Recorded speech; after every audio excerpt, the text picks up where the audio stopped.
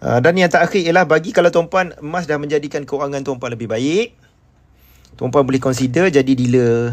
Explore lah peluang macam mana nak jana pendapatan sebagai dealer public gold. Dealer public gold ni kerja dia ialah sampaikan ilmu, sebar manfaat emas, bantu penyimpan-penyimpan emas di bawah dia. Itu kerja dealer public gold. Okey, dah berjaya bantu penyimpan emas dengan baik, bertanggungjawab kepada customer masing-masing, barulah dapat capai kejayaan, dapat passive income. Kita ada roadmap kita, tuan-puan boleh dapat income 5,000 ke 10,000 sebulan dalam masa 24 bulan. 24 bulan. Join lah training. Dengan syarat join training lah. Kalau tak ada ilmu, tak ada guna. Customer public gold pun, walaupun tuan-puan belum jadi dealer, boleh join training ni. Tengok macam mana kita handle training, kita sampaikan ilmu, rasa sesuai ke tak sesuai jadi dealer public gold. Sesuai, boleh proceed. Tak sesuai pun okey.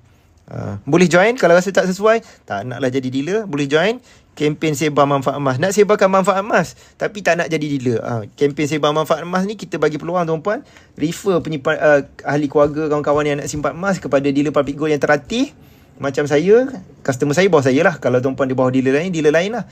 Lepas tu dia akan bayar lah sagu hati RM10 satu penyimpan emas baru. Sebab dealer public gold ni insentif tak banyak tuan-puan. Contoh dia ada normal dealer 1%, variety dealer 1.5%. Kalau penyimpan emas tu beli RM100, dapatlah RM1. Dapatlah RM1.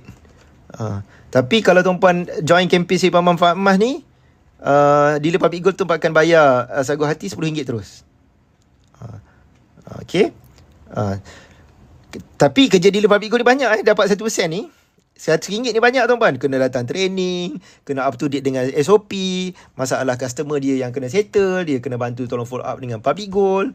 Macam di bawah saya dah ada lebih 7,000 penyimpan emas secara peribadi. Saya kena ada hire PA saya untuk bantu penyimpan emas di bawah saya. Kita ada tanggungjawab. Tapi kalau kempen sebar manfaat emas ni, tuan-puan tak ada tanggungjawab, refer saja, nanti dealer tu akan guide. Okay.